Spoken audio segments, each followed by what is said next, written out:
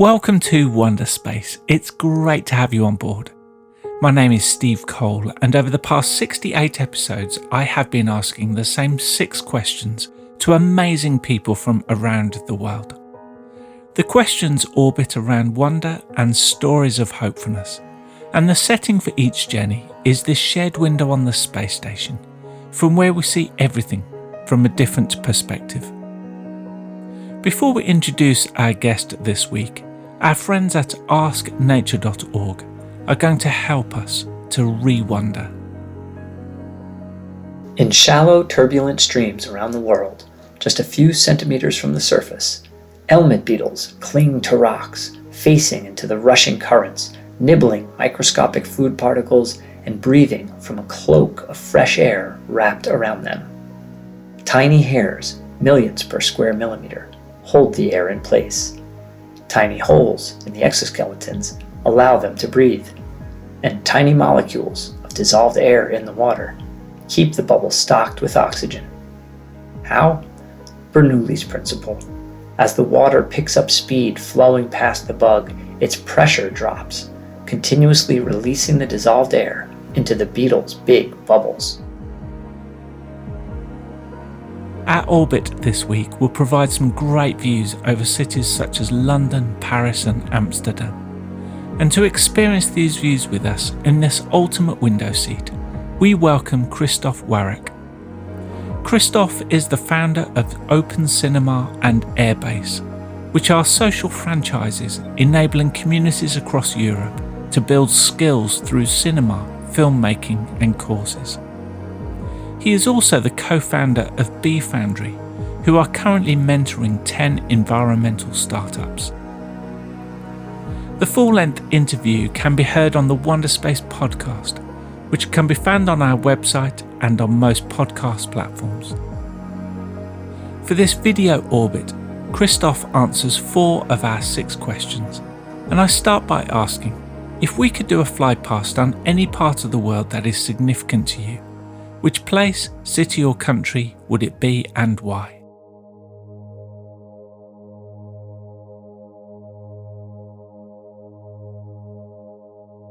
So I'm going to go for Brixton because it was the first place I lived in London, and I was coming out of a period of real sort of chaos. I'd actually had a kind of a breakdown, age 23, coming back from travelling widely in Asia.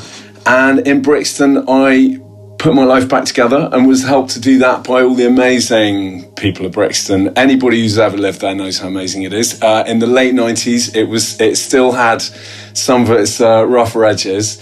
And within weeks, I found myself collared by a bunch of old ladies in the local church, run by the Jesuits, the wonderful Jesuits. And those old ladies basically, within weeks, had me going to visit people in prison, sitting with the old people in the community who had no one else to talk to, volunteering on homelessness projects, helping the young people with their first communion, all sorts. And that experience of volunteering opened out to me how our society and civilization really holds together, which is this understory of the people out there who you never hear of every day, keeping the internal lights on for the good folk of this world. So kudos to Brixton, and I always get a lift when I cross that bridge from the north to the south, heading that way.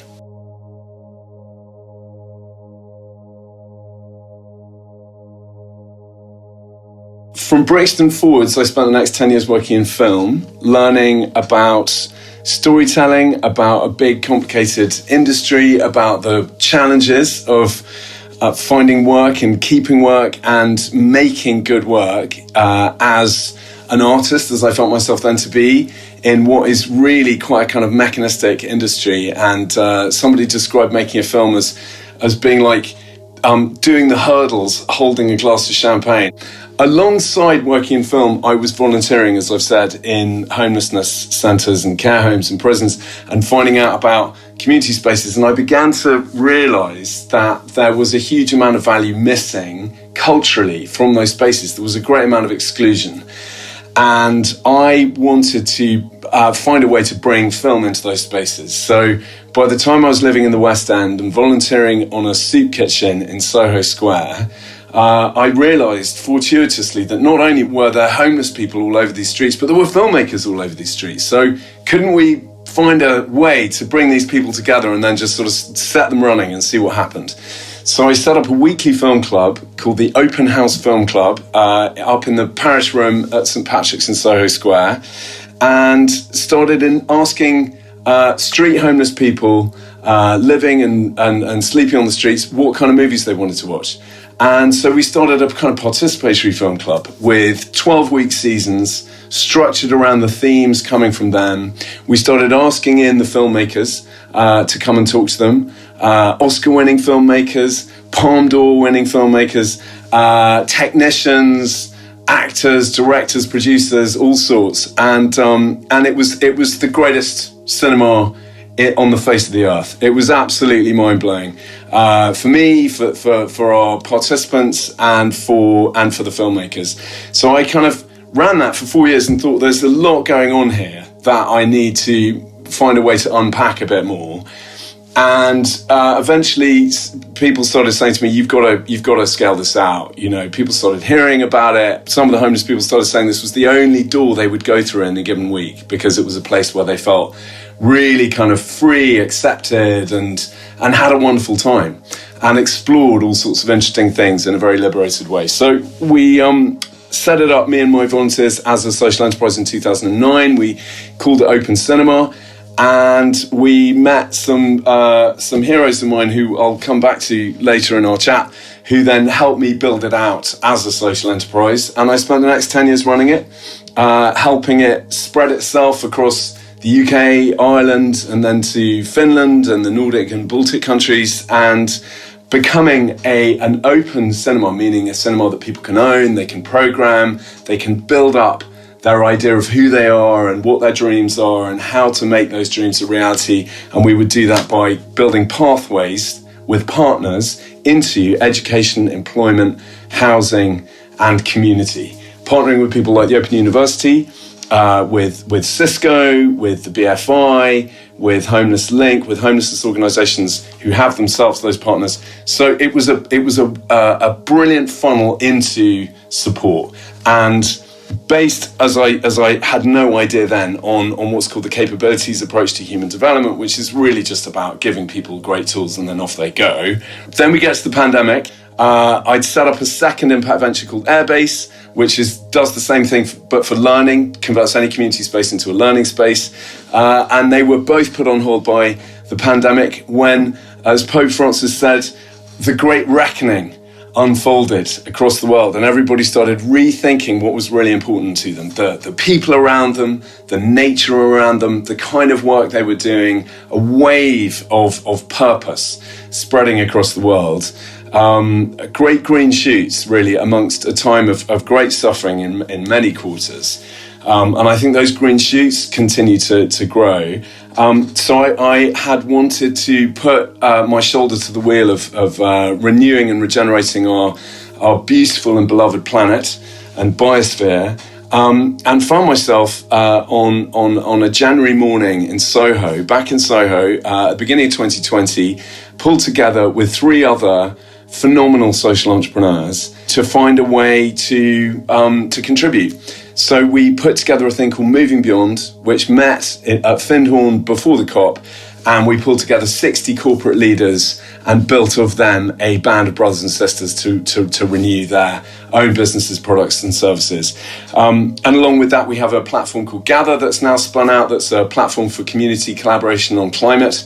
And that holding structure, B Foundry, is what I'm now working on, which is essentially working on mapping the landscape of innovation to renew the earth and the capital to fund it. So that's where I am. And I'm also hoping to help some of the politicians to get their heads in gear on all this stuff ahead of the next election.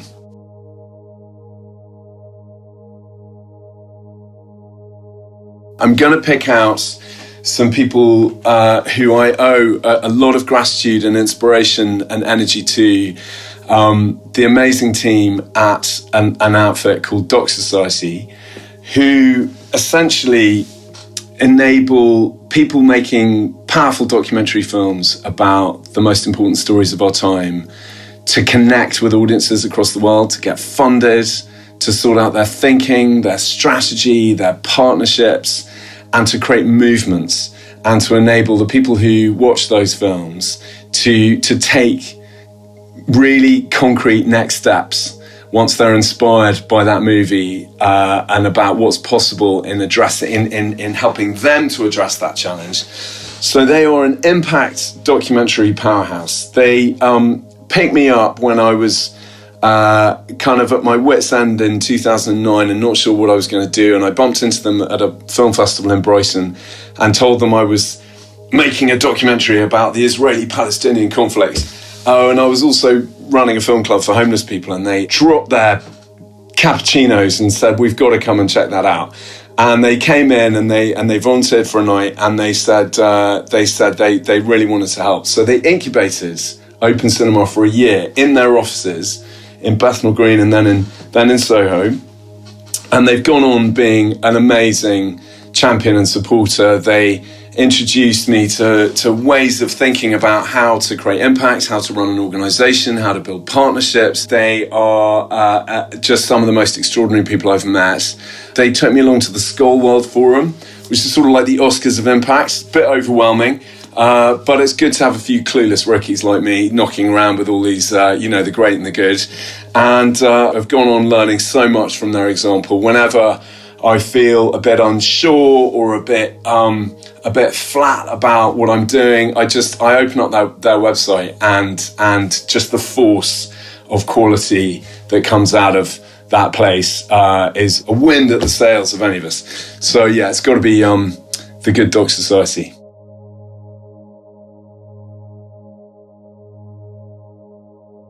After years of refining work on Open Cinema, with Johnny Ive's one-word theory of design, refine. Just that one word, refine. Very, very good word for a change maker. I arrived at our mission statement for Open Cinema, which is to enable any individual or community to move from exclusion to participation. And that breakdown I referred to when I was 23 was essentially an experience of chronic exclusion, of not chronic but severe exclusion, of just a dissembling of my understanding and my relationship and my ability to work with the world. And so that set me on a course to serve that mission of participation, because the obverse of exclusion is participation. So in my current work at B Foundry and moving beyond and Gather, one thing I found powerfully, having been at the coalface of, what's often lonely, hard work as a social entrepreneur, working with amazing people far more accomplished and impressive than me, is that when we are in circle, we are capable of things that we aren't capable of alone. And that goes for everyone in the circle. And there is a kind of mystery and a fund of beauty in that is something that I think everyone could do with in this time. We need to get together and we need to discover what we're really capable of as individuals by getting together in our community, in our country, as a species, and as an entire fraternal biosphere. So, here's to it. Let's get together.